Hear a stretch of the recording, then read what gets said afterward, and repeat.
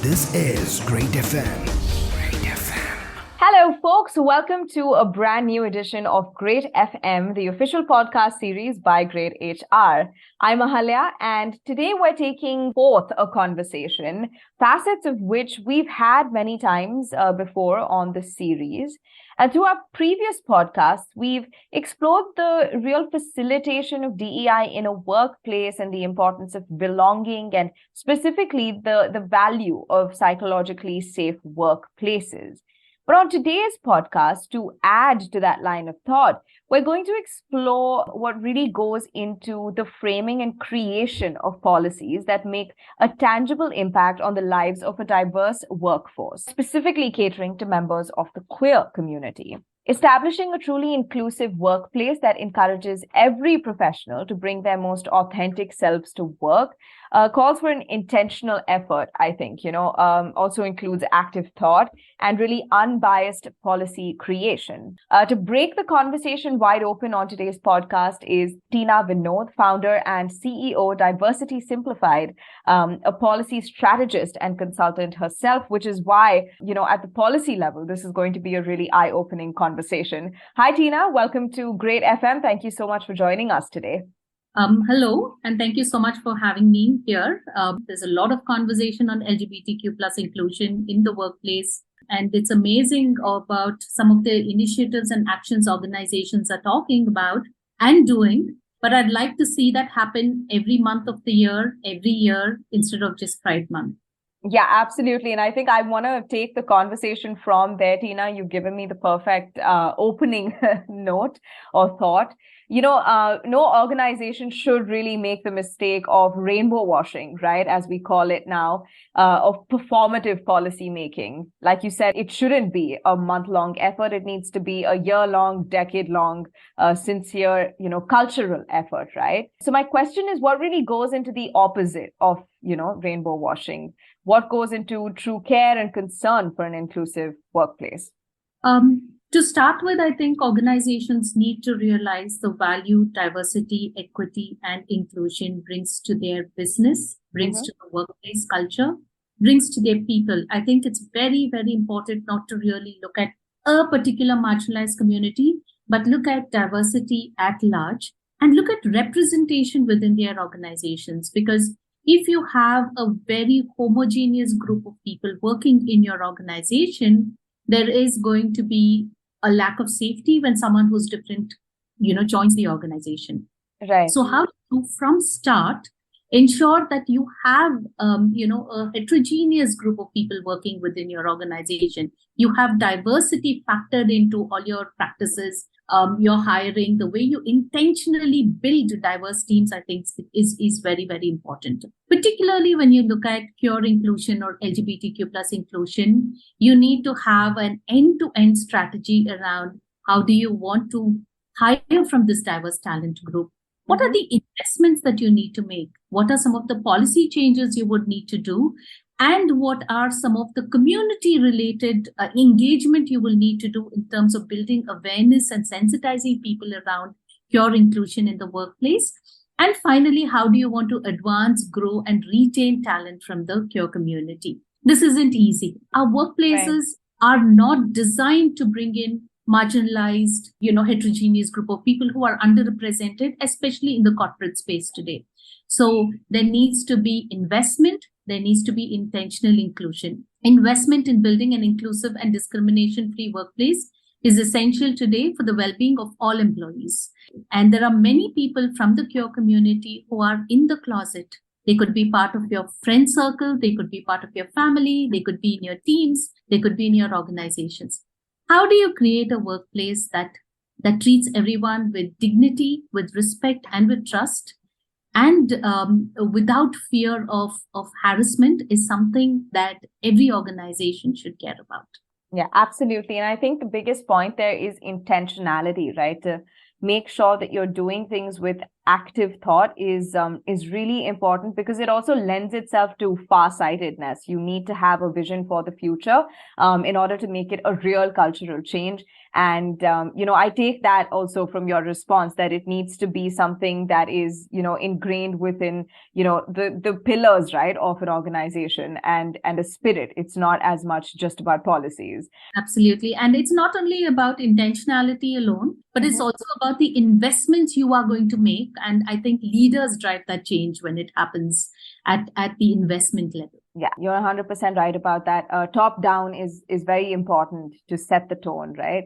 I do want to take from that, maybe focus a little bit more on the HR community and how HR professionals need to go about creating these kind of workplaces, right?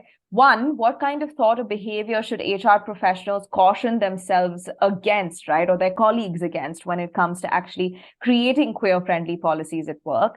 And then to take that a little bit further, what direction of thought should HR professionals be adopting when it comes to, creating a queer-friendly workspace? I think the HR community plays a very, very critical role, right? Many organizations call it human resources. Some people have, talent acquisition factored in as part of their HR function. Some don't. Irrespective, together, whether it is talent acquisition team, whether it is the human resources team, or it is, as some organizations call it, the people function, it is very, very important for the human resources team to first educate themselves. They need to understand the different aspects of queer inclusion within the workplace. It's very, very critical that they understand what are some of the best practices that come in when you look at queer inclusion within the workplace. How do you educate yourself? How do you check your biases? How do you encourage LGBTQ plus inclusion conversations, right? They are role models and they need to walk the talk. It's also important that HR people check their biases through learning and training. Simple things like using appropriate pronouns, ensuring that pronoun options are available in the HRMS. HR leaders are influencers to the business leaders. And so whatever input HR leaders are giving business leaders, they are able to bring about massive change. And so whether it is about fostering a culture of inclusion, whether it is ensuring that all their policies and practices are reviewed, simple things, right? When you have, people from the trans community in your organization, you will need to ensure that you have some policies and best practices, whether it's transition in the workplace policy, or whether it's, adhering to the Transgender Rights Act. There are so many best practices when it comes to equitable opportunities, when it comes to simple things like your Mediclaim policy, or it could be something about gender neutral terminologies, or it could be about building awareness and sensitizing your employees. But how are you amplifying that, and how do you are ensuring that your organization is discrimination and harassment free for the queer community becomes very, very important. And HR folks sort of drive that change by ensuring that right policies, benefits, and support systems are set up for the queer community. Right, absolutely. Those are very, very valid points. I'm interested to understand from you, Tina, when it comes to framing these policies, right? We are all individuals. Everyone definitely has different needs, and a policy that works for some may not work for others, and vice versa. But I do think that there are some benchmarks and standards that probably define a good queer-friendly policy. What are those standards according to you? I think first, irrespective of whether it is queer-friendly policy or it is a generic policy for everyone, organizations need to ensure their policies are gender neutral. The language you use, the pronouns you use becomes very, very critical. Today, for example, we have the POSH policy in India. And traditionally, POSH policy in India is relevant only for women in the workplace. It addresses bias, it addresses sexual harassment and discrimination against women in the workplace. Many progressive organizations are expanding that to everyone in the workplace, especially the queer community. So how can each and every policy in your organization be something that addresses the needs of everyone, irrespective of their identity, becomes very, very important. whether it is your parental leave policy. Maternity leave policies are now changing into parental leave policies. Progressive organizations are looking at same-sex partner cover. They are looking at surrogacy-based paternal leave. They're looking at support for adoption. And so there are, each and every policy needs to be looked at with a lens of how am I including everyone across multiple identities. And I think that is something that HR leaders need to train themselves to do, or they may need to bring in consultants and experts who are specifically, trained and understand how you bring those nuances into the workplace. Okay, all right. That makes a lot of sense. Also, just given the fact that when it comes to inclusivity and diversity efforts, right, Tina, and it is a consistent effort, granted that it's a consistent effort, there's a lot of learning involved there. So I don't think the idea is, get it right on your first try. It is that you try as hard as you can. And we can, especially when it comes to, minority communities, right? There's always been a history that has been so rich because of the learnings that have come along with it. And of course, the resilience of the members of the community itself. So from your own experience, right, what are some of the biggest mistakes organizations make when it comes to policy making in the space of diversity, equity, inclusion, and belonging? And I think it's important to look at that because when you can learn from your mistakes, you can also avoid them. So when I particularly look at policies, I think it's important for organizations and especially HR leaders to understand what other organizations are doing, because many organizations are learning from their counterparts in other parts of the world. Whether it is gender affirmation and transition in the workplace policy, you can really look at a global policy and see how you want to really customize that specific to India's compliance and India's best practices. Also, the DEI community and leadership community is very closely connected these days, including the HR community. There's a lots of sharing that happens through podcasts, through events, through LinkedIn. How can you look at learning from other organizations and the best practices they follow, right? There are various acts. For example, the Transgender Persons Protection of Rights Act of 2019 is an act that every organization needs to adhere to, so that trans people are not discriminated in employment, in educational institute, in healthcare services, and multiple other things. Now, how do you, as an organization, are compliant to that? How are you educating your employees to ensure that there is equal opportunity for everyone? And how do you sensitize them?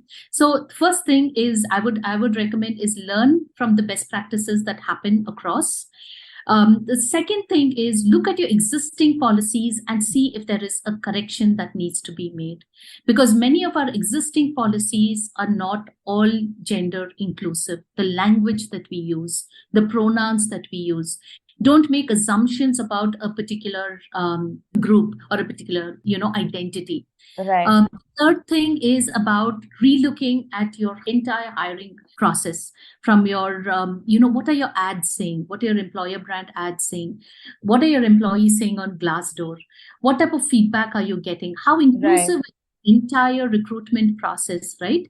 And also learn from LGBTQ plus experiences, follow people, who are leaders in this space, understand how transphobia and homophobia manifests themselves into the workplace, and ensure how you can maintain extreme confidentiality, especially when people from the LGBTQ plus community do not want to come out. It is a personal choice. And how does HR ensure, if they know about a particular community member within their organization, how do they ensure that that person's identity is confidential, and how do they support them? People from marginalized communities, especially the queer community in India, in this context, need a lot of support. They would need mentorship, they would need sponsorship. So how do you ensure that you can bring about a policy to mentor, support, and train them? This is not about tokenism, but we all know we don't start at the same place, right? Not everyone starts at the same place. There are some communities that face a lot more marginalization than others. And how do we ensure that we level the playing field for them within our organizations? How do we support them? How do we ensure you have an employee resource group that is supported, and the LGBT community has a safe space to go to within your organization becomes important. Yeah, very, very valuable insights there, Tina. Thank you so much for that comprehensive sort of breakdown. I think it is important to be cognizant of all of, the different factors that one needs to look out for. Now, something that you said just really, caught my attention, which is feedback, right? You spoke about how important it is to actually pay attention to the feedback that you are receiving. And in any people-centric organizational activity, that definitely does play a really big and impactful role. And I think that this is very true for any policy-making efforts that are, of inclusion and diversity, right? So how can HR professionals actually create efficient feedback mechanisms for members of the queer community? And again, this would be really helpful if you could contextualize this for us, through your own experience. I think one of the things that HR leaders need to do and HR folks need to do is to ensure that they're getting constant feedback from their employees on the ground, and also from other aspects of the organization, right? What is a candidate experience when they are interviewing with your organization? Do you collect that feedback? Right? Irrespective of whether they're joining you or not, how inclusive is your recruitment process? Right. How inclusive are your recruiters, right? So that is definitely one aspect.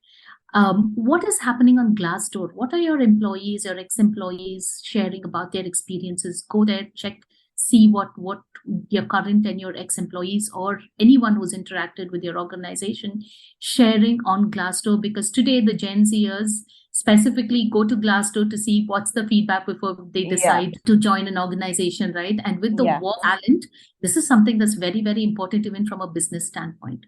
It's important also to have a DEI survey, specifically an anonymous survey, right? What is the employee engagement? And this is great to ensure that there is employee engagement.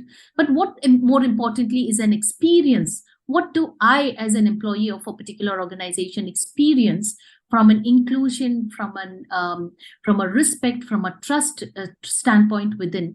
Are the policies in my organization catering to my needs? And especially if I come from the queer community, what more can the organization do to support me? Anonymous feedbacks are a great way to get inputs. When people leave you, again, do an anonymous or an exit interview to understand what has been their experience within the organization. Data is extremely, extremely relevant to really help shape your organization for larger inclusion, especially from those from the marginalized communities. And so create a safe space, more importantly, for people to be open to come and share, engage with dissent, because if you create a safe organization where people are open to speaking to you and you engage with dissent, you're likely to make transformational change when it comes to an inclusive organizational culture. Yeah, absolutely. Tina, so, I want to end today's conversation with maybe some real life examples, because I think when we can see things in action, it works as a good reference point, right? And for maybe many who are trying to get these efforts off the ground, it could be really helpful to give them that kind of direction. So maybe I'll hand the mic over to you and you can just run us through maybe 3 of the most impactful or revolutionary queer friendly policies in the workplace through history that have really changed the game and shattered the glass ceiling. I'm not just going to talk about policies. I'm also going to be talking about programs. One of the things I think is to level the playing field and to bring in more representation of the queer community into our workplaces. We need to have programs to upskill, train, intern and hire people from the queer community, because they face so much of marginalization and discrimination that they haven't had the privileges that most of us have had. So there are organizations, for example, like ThoughtWorks, that has the Interning with Pride program, an internship program for people from the LGBTQ plus community to apply to be trained in technology, and they get to intern as well as get to work with the organization. And this program also supports things like providing them with laptops, with stipend, and the program has brought about revolutionary change in how organizations and corporates can look at hiring people from the queer community. The other specific policy is around gender affirmation and transition at the workplace policy. Many organizations have this policy now, but many don't. And you would see that, especially for trans people who want to transition, whether it's male to female or female to male, you would see that they require a lot of support, right from medical support to ensuring people are supportive to them in the workplace, to support with their documentation, compliance, things like that. So a holistic policy to help them through the transition, especially for transgender people, is very, very critical. There is a lot of people and organizations that have some revolutionary medical insurance policies, but please ensure that your policies also cover same-sex partners, because we all know that your sexual orientation differs, and we don't need to look at our world in a very heteronormative way.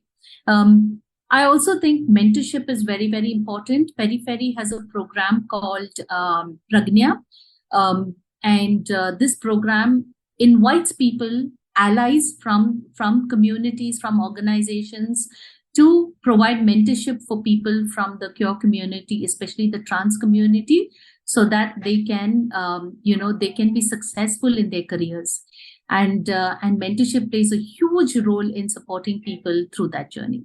So these are a couple of examples. That's absolutely brilliant, Tina. Thank you so much for those examples. They really do help contextualize things and also give us direction, right? I learned about, some possibilities that I didn't know, we could actually make happen in the workplace. I want to thank you for your unique perspectives and takes. More importantly, your comprehensive, sort of 360-degree views on the subject today. It's been really great being on the receiving end of your insights on this edition of Great FM.